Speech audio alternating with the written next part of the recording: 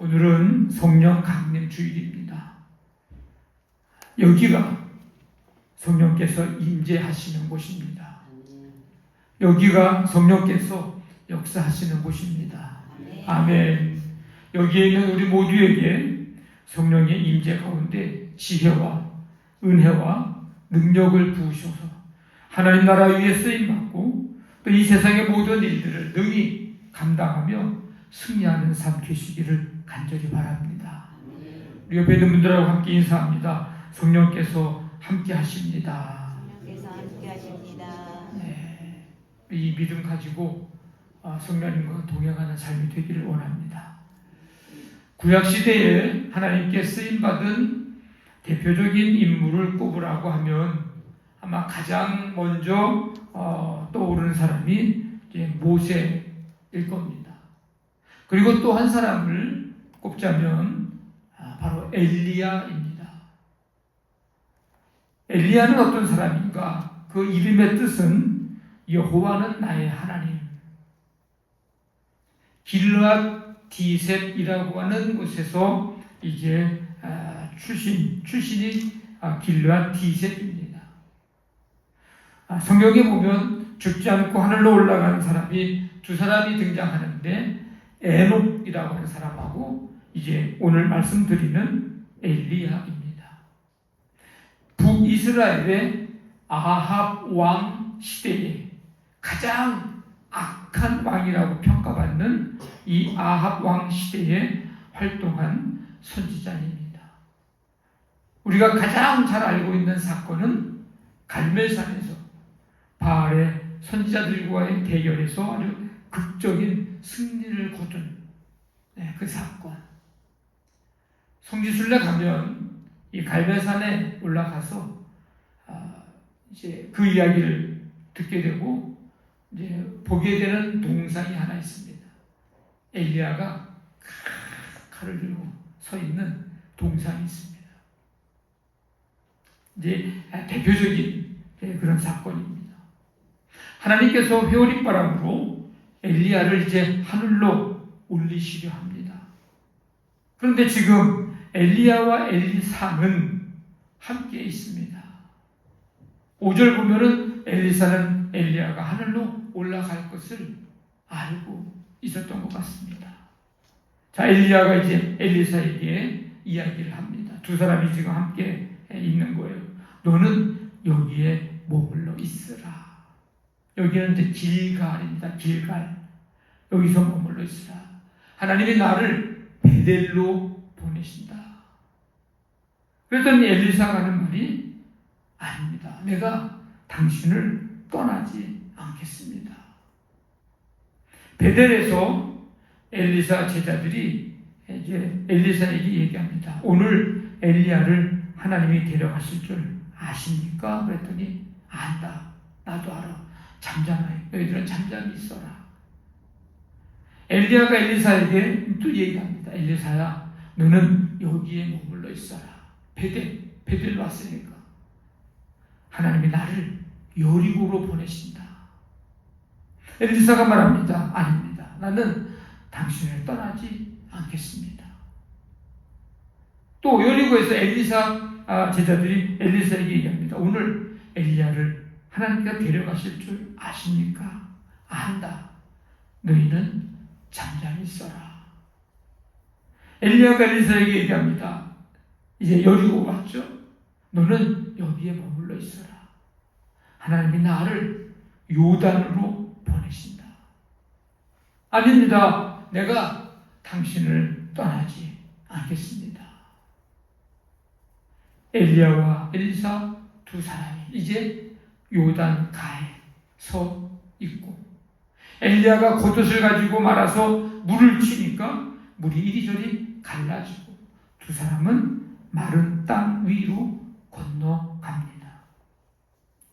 요단강을 건넌 후 엘리야가 엘리사에게 이렇게 얘기합니다. 나를 네게서 데려감을 당하기 전에 내가 네게 어떻게 할지를 구하라. 말해라. 내가 어떻게 해줄까?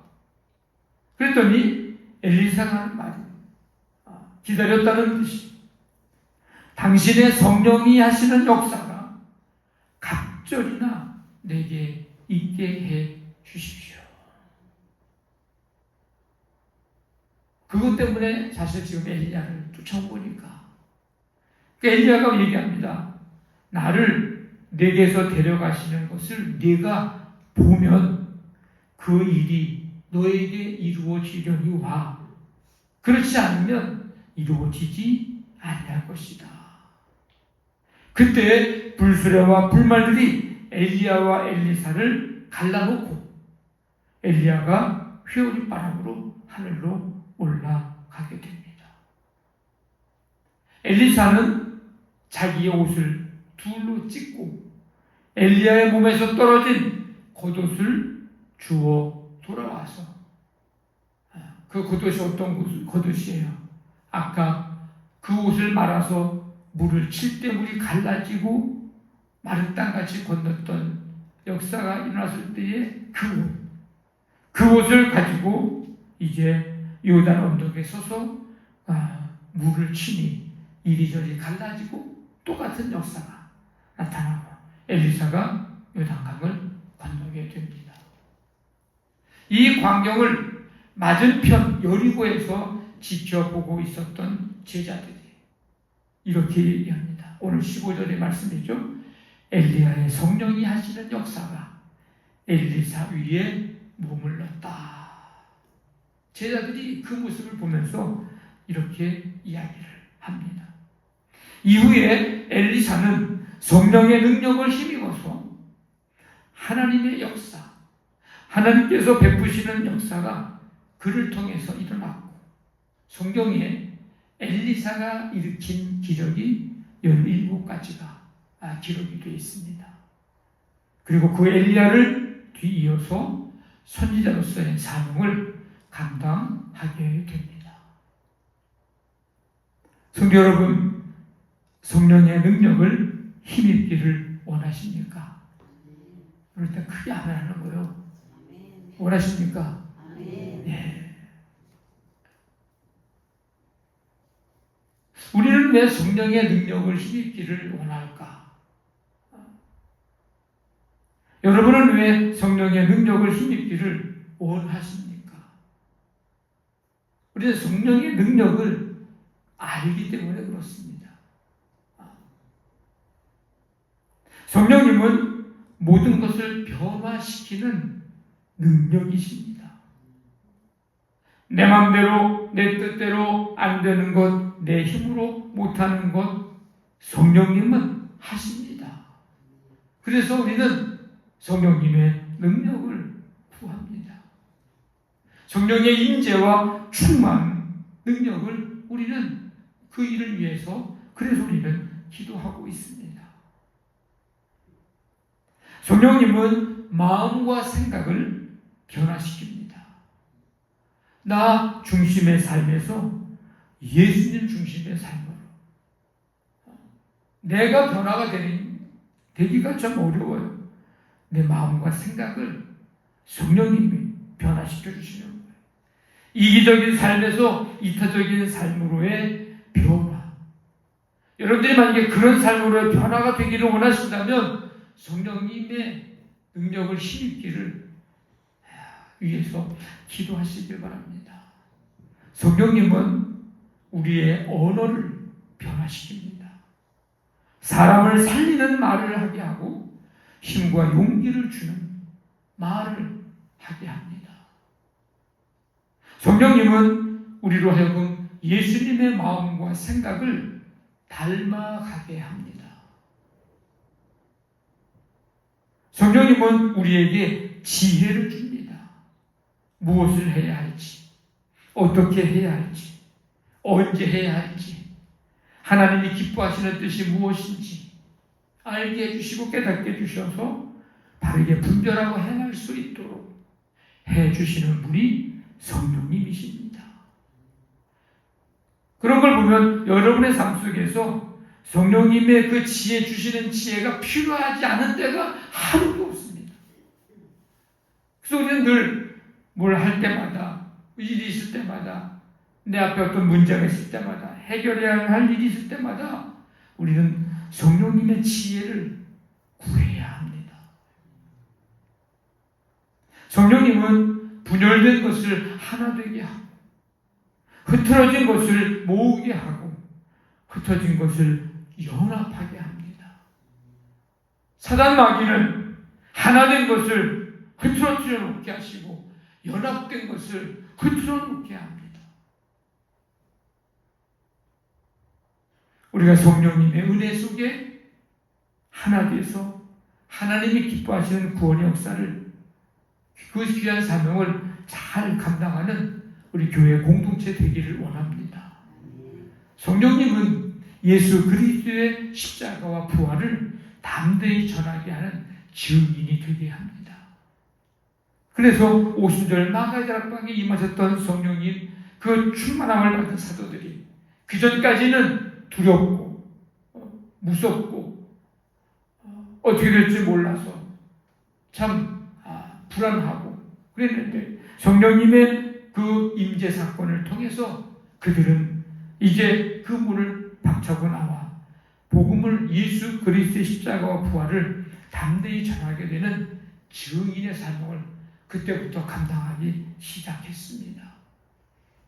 우리에게 날마다 이 성령의 임재와 충만함 가운데 이와 같은 능력을 힘입어 살기를 간절히 원합니다. 여러분, 성령의 능력을 힘입기를 원하신다고 아까 믿음으로 아멘 하셨는데, 그러면 무엇을 우리가 해야 할까? 어떻게 해야 할까? 오늘 말씀에 등장하는 이 말씀을 통해서 그 해답을 찾아보려고 합니다. 성령의 능력을 힘입기 위해서 우리는 무엇을 해야 할까? 뜨거운 마음으로 먼저 갈망해야 합니다. 엘리야는 엘리사에게 따라오지 말아라. 길갈에서 베델에서 여리고에서 요단으로 하나님께서 보내시는 곳으로 가면서 계속해서 너는 여기에 머물러 있으라고 따라오기를 이제 말하는 거죠. 엘리사가 따라오는 것이 싫어서가 아닙니다. 엘리야가 엘리사에게 하려고 하는 말은 네가 원치 않으면 지금이라도 그만둘 수 있다.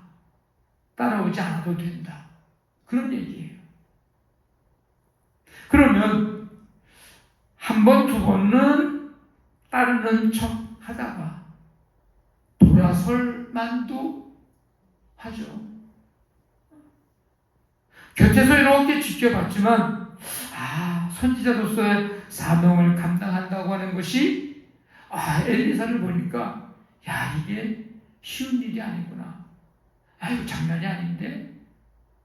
그래서 한 번, 두 번 따르는 척 하다가 돌아설 수도 있었는데 그렇지 않다는 겁니다. 선지자의 삶이 고생이요, 가난이요, 언제 어떻게 될지 모르는 안전이 보장되지 않음에 대한 두려움의 삶이기 때문에 따르는 척 하다가 돌아설 수도 있는데 그렇지 않았어요. 예를 들면 엘리야가 아합과 그 이세벨에 의해서 죽을 뻔하지 않습니까? 이게 언제 죽을지 모르는 거예요. 그러니까 엘리사가 원치 않으면 지금이라도 따르는 일을 그만둘 수 있었는데, 엘리야도 지금 그래서 여기 머물러 있으라고 그렇게 이야기하고 있는데, 엘리사는 그때마다 이렇게 응답을 했죠. 내가 당신을 떠나지 아니하겠나이다.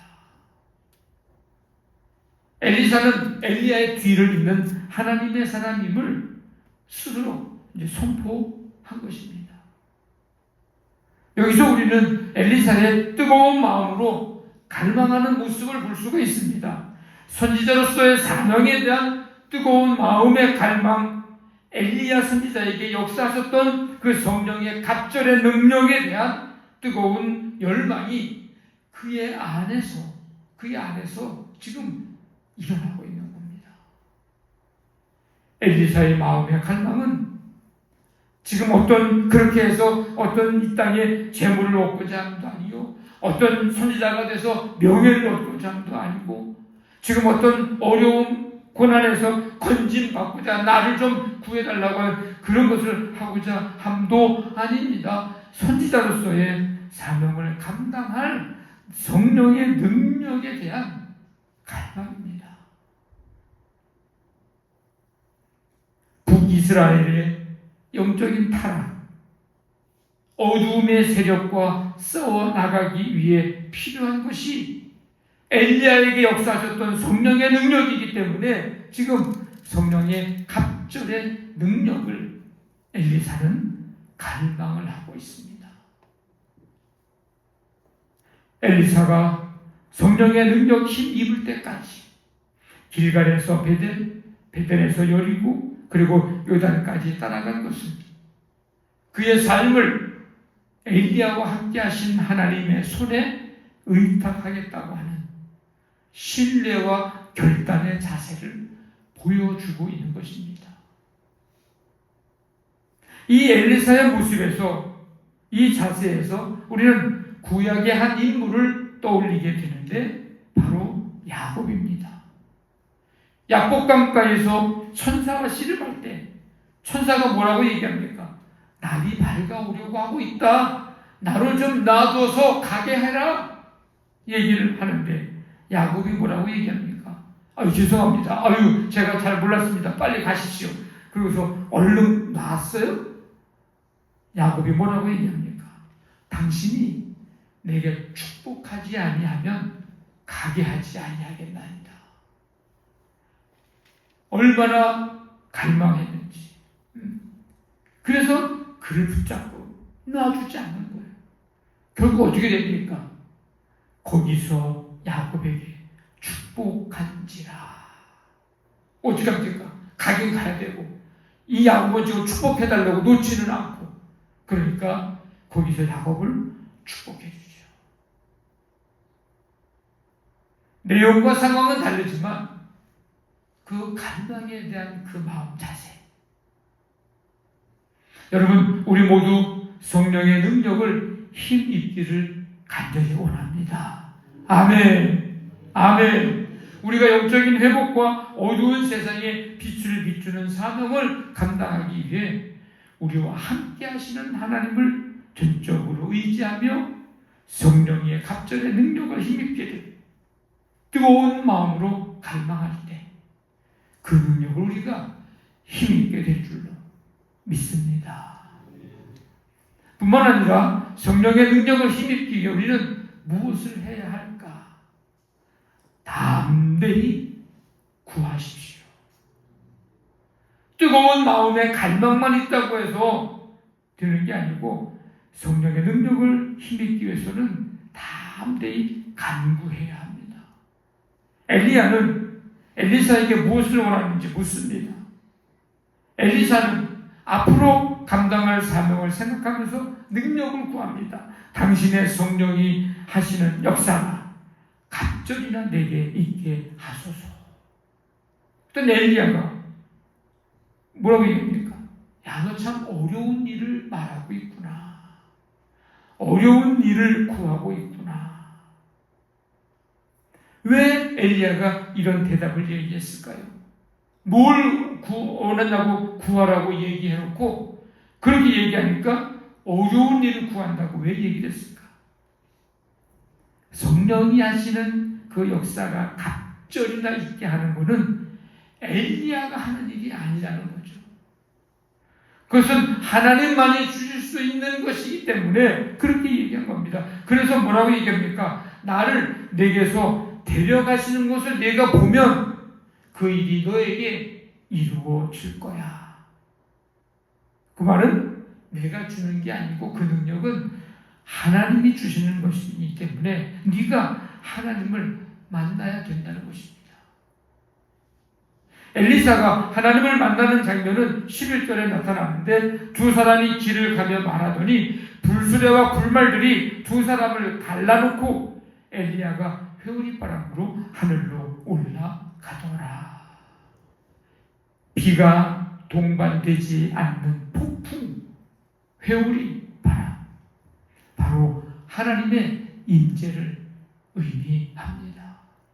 엘리사가 그것을 보게 된 거예요. 엘리사의 간구를 보면서 생각을 좀 해봅니다.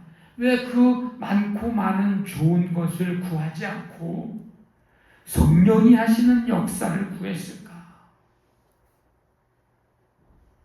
하나님의 일을 잘 감당할 수 있도록 그의 필요한 능력, 그 능력을 구한 것입니다. 솔로몬이 꿈에서 하나님께 구한 내용이 생각납니다. 누가 주의 이 많은 백성을 재판할 수 있사오리이까? 듣는 마음을 종에게 주사 주의 백성을 재판하여 선악을 분별하게 하옵소서. 솔로몬은 그 많고 많은 좋은 것, 구하고 싶은 것 얼마나 많았겠어요. 근데 그것 구하지 않고 그는 왜 듣는 마음을 구했을까? 듣고 선악을 분별할 수 있는 지혜가 왕으로서 필요했기 때문입니다. 가장 중요한 건 그것입니다. 그래서 그 간구가 하나님의 마음에 들었고 하나님은 솔로몬에게 지혜롭고 총명한 마음을 주셨을 뿐만 아니라 부귀와 영광도 주셨습니다. 성령의 갑절의 능력을 힘입을 때까지 떠나지 않겠다는 뜨거운 마음의 갈망을 가지고 그 다음에 담대히 구하는 이 모습이 마치 어떤 장면을 연상케 하냐면 오순절 마가의 다락방에서 주님이 약속하신 성령을 기다리면서 사모하면서 오로지 전혀 기도에 힘썼던 그 사도들의 모습을 연상케 합니다. 얼마나 간절히 구했겠습니까? 성도 여러분, 믿음으로 살기 힘들다고 어렵다고 하기 전에 해야 할 일이 있습니다. 주님 뜻대로 살기 어렵다고 살기 힘들다고 하기 전에 해야 할 것이 있습니다. 나는 능력이 없어서 할 수 없고요. 사명 감당을 못하고요. 어렵다고 하기 전에 해야 할 것이 있습니다. 할 수 있도록 감당할 수 있도록 성령의 갑절의 능력을 힘입기를 담대히 구하시기를 바랍니다.